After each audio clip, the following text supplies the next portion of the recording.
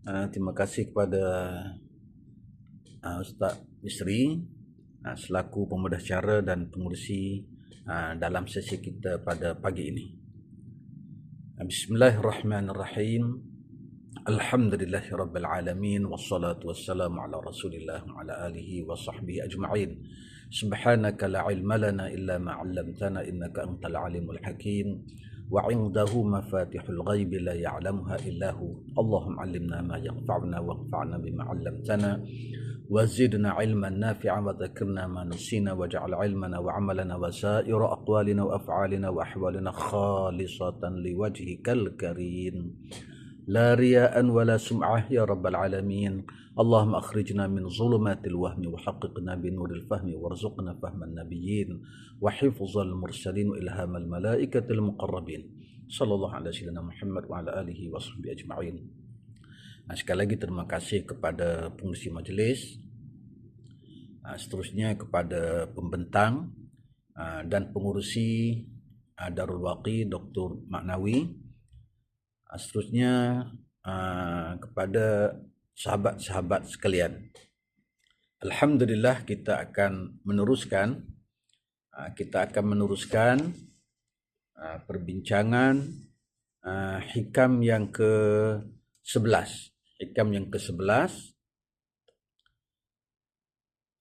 Jadi sebelum itu qala al-muallif Syekhul Islam Syekh Abdullah Asy-Syarqawi radhiyallahu ta'ala anhu wa ardhah fi syarh al-hikam lil Imam al-Muhaqqiq al-Arif al-Wali al-Rabbani Sidi Ahmad bin Athaillah As-Sakandari wa nafa'ana bihima wa bi'ulumihima wa barakatihima wa asrarihima wa anwarihima wa bi jami'i ulumi wa barakati wa asrari wa anwari masyayikhina ajma'in radhiyallahu ta'ala anhum ajma'in amin amin amin ya rabbal alamin. Jadi hikam kita yang ke-11 pada pertemuan ini, qala Sidi bin Athaillah As-Sakandari idfin wujudaka fi ardil khumul fama nabata mimma lam yudfan lam yatimmu natajuh la yatimmu natajuh. Jadi hikmah ini ada kaitan dengan hikmah sebelumnya. Sebab itulah Syekh Syarqawi kata summa zakara rahimahullah. Kemudian Syekh Syarqawi kata Syekh Ibn Athaillah menyebut ma yu'inu 'alal ikhlas, apa yang boleh membantu seseorang itu ikhlas wa yuhassiluhu. Jadi pada hikmah yang lepas al-a'mal suwarun qa'imah wa arwahuha wujud sirril ikhlas fiha.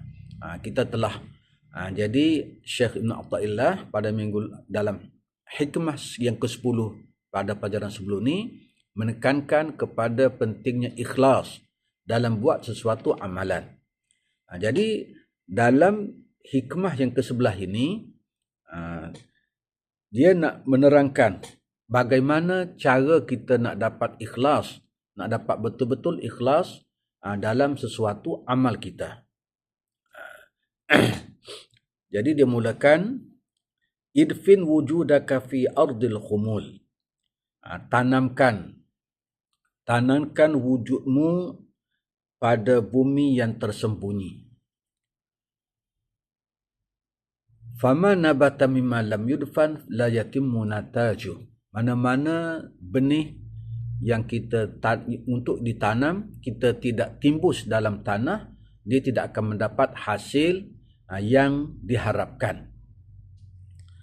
Cuba kita lihat Syekh Syarqawi, Syekhul Azhar sabiqan, dia hurai idfin fi wujudika, tanam dah dirimu, kemasyhuranmu, sifat-sifat mazmumah ke dalam bumi, bumi yang tertimbus. Jadi tanam di sini, apabila kita sebut tanam, manusia dia tanam dua perkara. Yang pertama, kita tanam dalam tanah ni, yang pertama manusia dia tanam benda yang paling kotor. bangkai, dia tanam bangkai, dia tanam benda yang paling kotor. Supaya apabila dia tanam, dia rata-ratakan supaya baunya tidak bau, orang tidak bau lagi. Satu. Yang kedua, biasanya manusia dia akan tanam juga dalam tanah ni sesuatu yang berharga. Sesuatu yang berharga.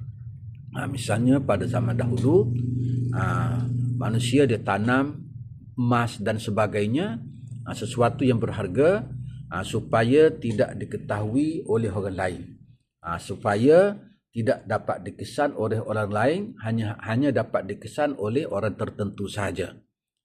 Jadi itu bentuk tanam dalam tanah. Tetapi tanam dalam yang dimaksudkan dalam kitab hikam ini dia panggil tanam maknawi. Bukan tanam seperti demikian. Tetapi ada persamaan. Persamaannya ada pada diri manusia, pada diri kita ini dua perkara. Satu perkara yang sangat-sangat kotor, sangat seperti bangkai tadi, iaitu sifat-sifat mazmumah. Sifat-sifat mazmumah, nafsu ammarah bisu'. Jadi kalau kita tidak timbus betul-betul, dia akan mengeluarkan bau yang busuk, dia akan memberi kesan yang tidak baik dalam kehidupan kita. Begitu juga pada diri manusia ini ada sesuatu yang sangat bernilai. Sesuatu yang sangat bernilai iaitu roh. Iaitu roh. Roh apabila telah dididik, telah ada sampai kepadanya syu'a' al-basirah, cahaya-cahaya nur, pancaran daripada Allah berikan kepada ruh yang bersih.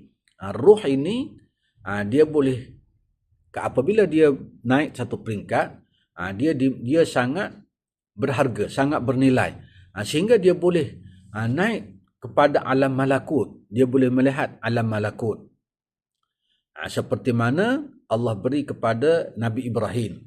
Ruhnya yang suci bersih, yang telah sempurna. Allah berfirman, wa kadzalika yuri Ibrahim malakutas samawati wal ard liyakuna minal muqinin. Itu ruh, suatu yang sangat bernilai dalam diri manusia.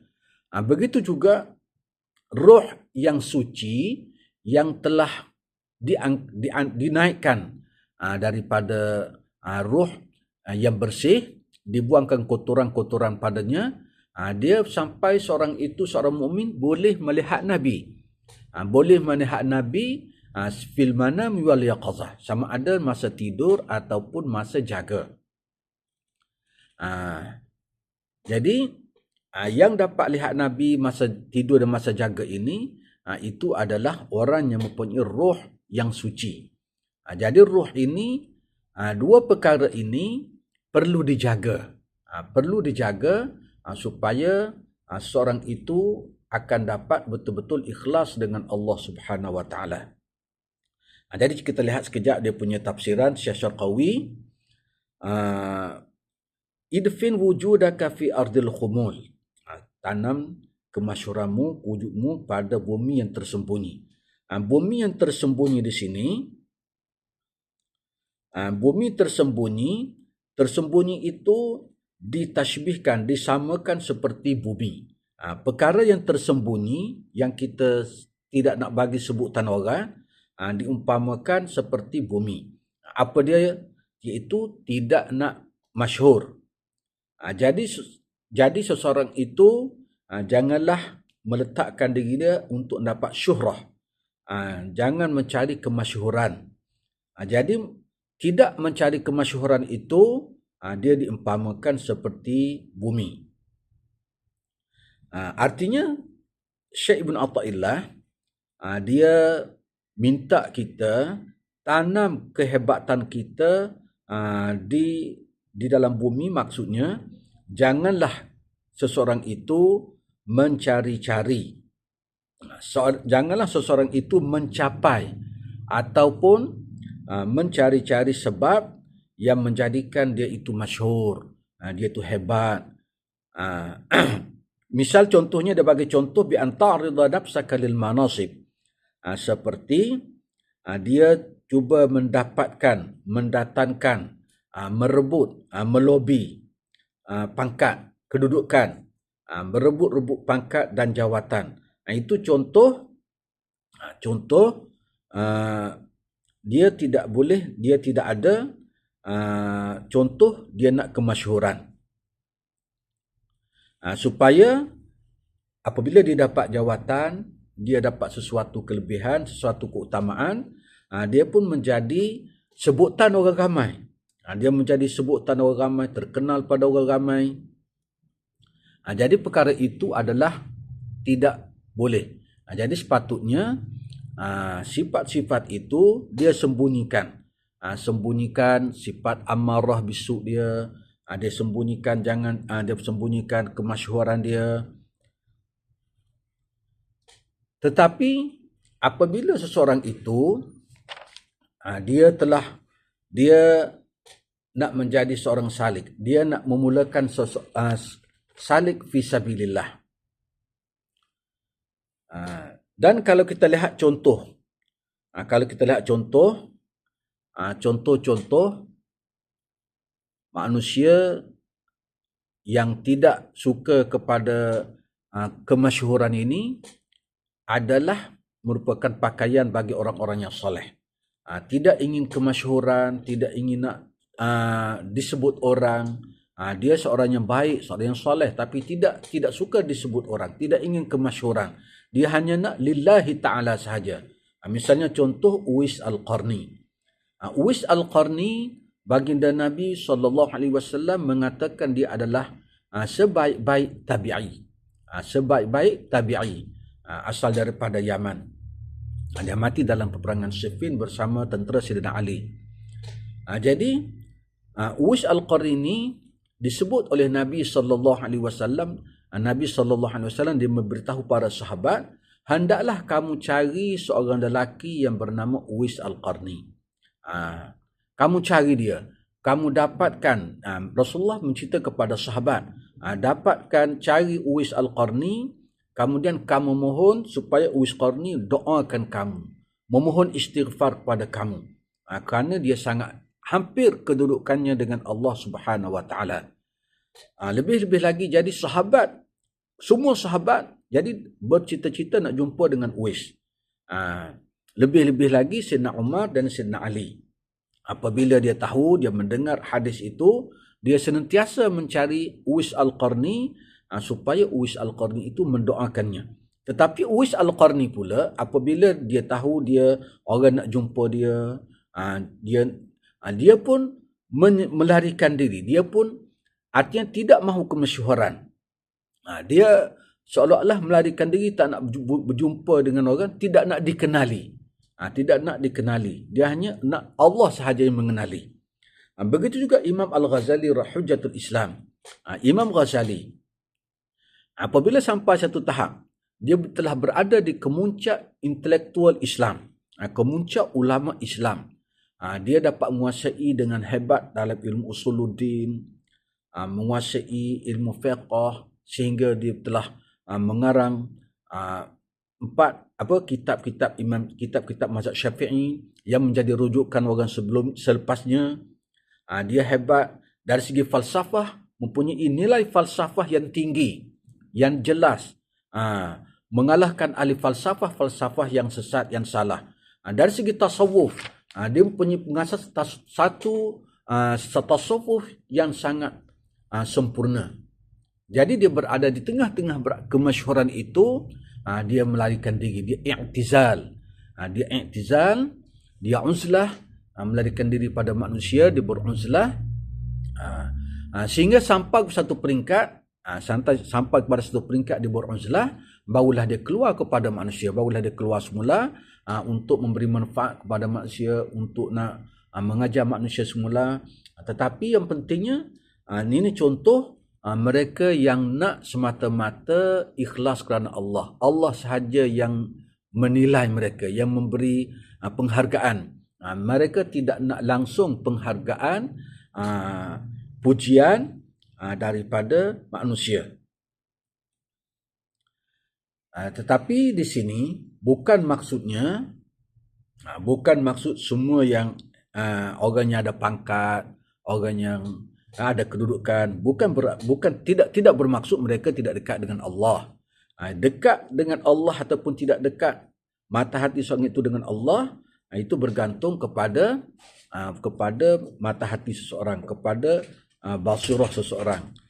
Jadi ada orang yang ramai dalam sejarah kita lihat orang yang Nabi Daud misalnya, Nabi Daud, Nabi Sulaiman, mereka adalah raja, dan masa yang sama adalah rasul dan nabi. Jadi yang penting ikhlas pada diri seorang itu menentukan seorang itu dekat ataupun tidak dengan Allah Subhanahu wa taala. Seterusnya Imam Syarqawi memberi panduan, fa in salakta tariqa ba'da syuhratika, jika seseorang itu telah masyhur, telah dikenali, telah terkenal, menjadi sebutan orang, pada masa itu dia baru nak memulakan langkah untuk menjadi murid salik ilallah. Dia nak salik ilallah, menjadi murid, nak mendalami ilmu-ilmu tasawuf yang mendekatkan diri pada Allah, sedangkan dia telah berada pada kemuncak kemasyhuran misalnya, maka pada masa itu hendaklah dia bersifat dengan tawadhu'. Hendaklah dia bersifat dengan tawadhu'. Jadi tawadhu' ini sangat penting, supaya betul-betul dia ikhlas kepada Allah Subhanahu wa taala.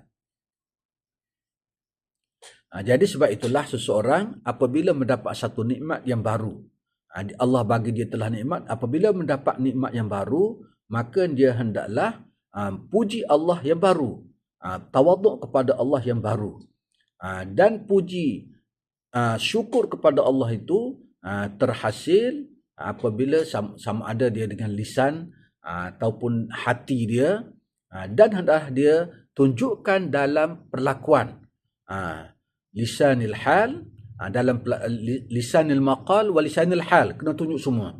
Misalnya tawadhu', seperti contohnya Nabi sallallahu alaihi wasallam. Nabi sallallahu alaihi wasallam dalam pembukaan kota Mekah, Nabi bersama dengan 10,000 sahabat-sahabat yang gagah perkasa, para pejuang ni, 10,000. Bagaimanakah mereka membuat pembukaan kota Mekah dengan mereka melaungkan seruan tauhid, la ilaha illallah Muhammadur Rasulullah. Jadi bagaimanakah semasa mereka di Mekah dahulu?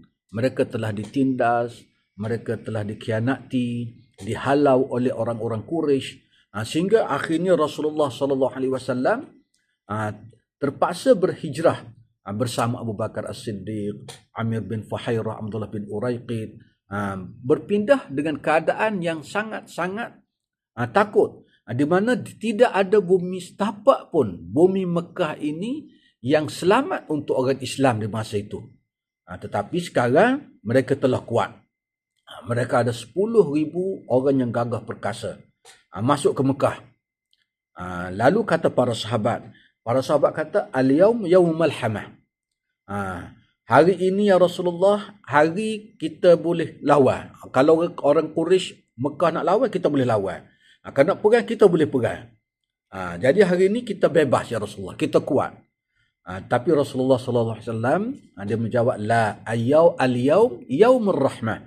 Tidak, hari ini ialah hari yang penuh dengan kerahmatan. Yaumul marhamah.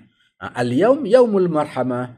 Hari ini kita kena tunjukkan kerahmatan Allah. Sehingga kan baginda sallallahu alaihi wasallam disebut dalam sirah, taqta'a ra'suhu min shiddati tawadhu'. Dia tunduk atas unta, dia tunduk sehingga janggut dia kena kepada belakang unta, kerana sangat-sangat tawaduk kepada Allah Subhanahu wa taala. Jadi itulah satu cara tawaduk. Dia boleh wa alla tara li nafsika maqama, dan jangan rasa kita ni ada pangkat, ada kedudukan, tetapi kena ingat suatu itu adalah pemberian daripada Allah Subhanahu wa taala. Suatu itu adalah pemberian daripada Allah Ta'ala yang kena syukuri, yang kena kita ingat bahawa itu adalah sesuatu amanah yang Allah beri kepada seseorang untuk dia melaksanakan, jadi khadam, untuk dia melaksanakan khidmat kepada orang-orang yang di bawah pentadbirannya.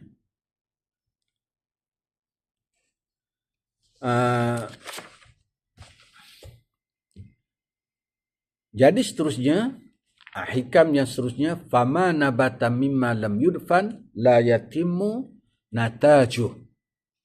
Di sini Imam di sini dia cuba nak bagi satu perbandingan, satu contoh. Fama nabata minal habbi, mana-mana benih yang kita nak tanam tidak kita timbus, tidak kita timbus dalam tanah. Benih seperti benih kelapa, benih pisang, benih jagung, sebuah jenis benih kalau kita nak tanam mimma lam yudfan, yang tidak ditanam, yang tidak ditimbus dalam tanah, la yatimmu natajuh, maka dia tidak akan memberikan hasil yang baik. Dia tidak akan membuahkan hasil yang baik.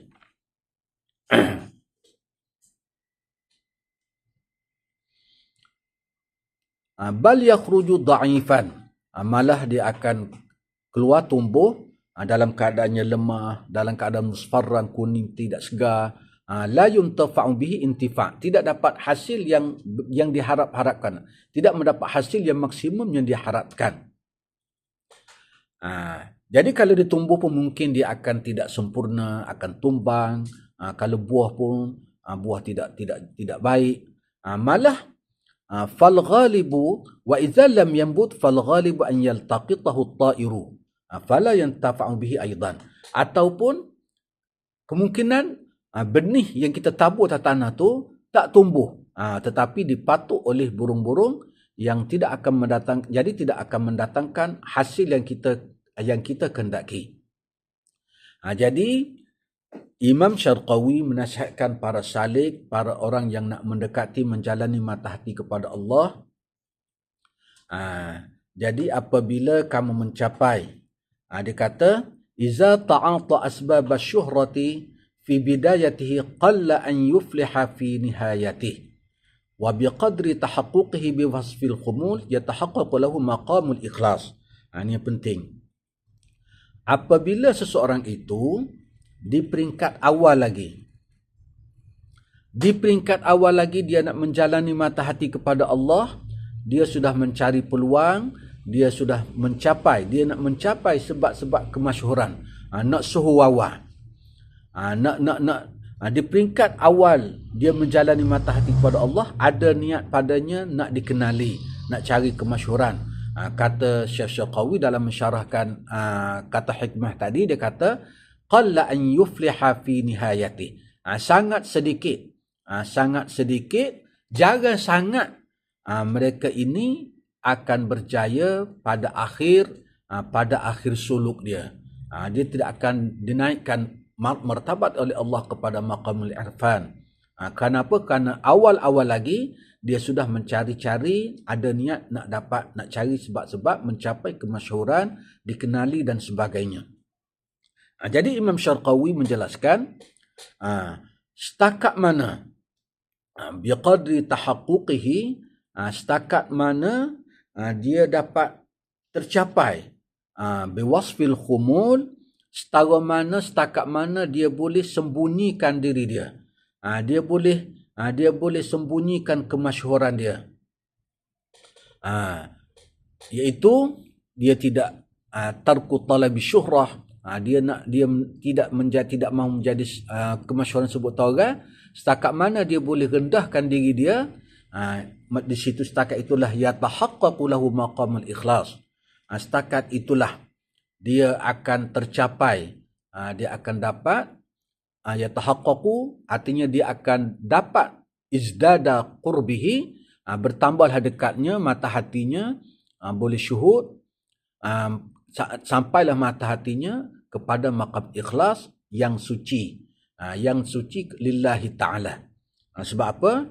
Kerana di antara sebab-sebab yang boleh merosakkan ikhlas seseorang itu pada biasanya antara sebabnya ialah suka hubbuz zuhur bainal khalq.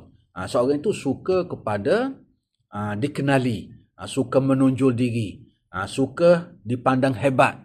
Jadi suka manusia tengok dia ni pandai, dia ni bijak, dia ni alim, dia ni lebih. Suka macam tu, suka nilai manusia. Jadi apabila seorang itu suka kepada penilaian manusia, manusia cakap benda yang baik dengan dia, sedikit sebanyak telah merosakkan ikhlas, telah menghilangkan ikhlas yang pada awalnya ikhlas dia kepada Allah Subhanahu wa taala. Jadi Syekh Al-Syarqawi menasihatkan fama bana amrihi fil ibtida' 'ala al-firat min al-khalqi wa ikmal az-zikri wa 'adami hubbi syuhrati hazza iza faniyat awsafahu wa baqiya bi rabbih kana ma'a maulahu.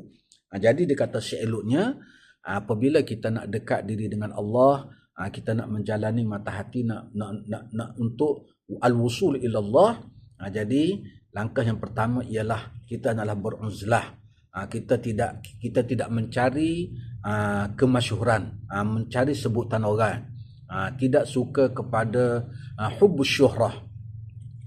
Jadi apabila kita tidak suka kepada hubbus syuhrah, maka sifat-sifat kita yang mazmumah, sifat kita tidak mahu kepada masyhuran, sifat riya, ujub dan sebagainya, dia akan hilang. Dia akan lenyap, faniyat, dia akan hilang. Wa baqiya bi rabbih, maka Allah akan angkat dia kepada maqam baqa. Di masa itu dia tidak lupa lagi kepada Allah, dia beribadat sungguh-sungguh, dia buat amal dengan rasa amat, dia rasa dia boleh buat, dia boleh sampai ke tahap itu adalah dengan taufik daripada Allah, dengan taufik, dengan inayah daripada Allah Subhanahu wa taala. Jadi itulah secara ringkas. Seterusnya akhir sekali, Allah boleh zahirkan seseorang itu dan Allah boleh sembunyikan. Orang yang dekat mata hati kepada Allah, ada yang Allah zahirkan, Allah jadikan dia menjadi sebutan orang, dikenali. Ada, tak ada masalah. Apabila Allah lihat, ia mendatangkan kebaikan kepada orang itu dan kepada orang ramai.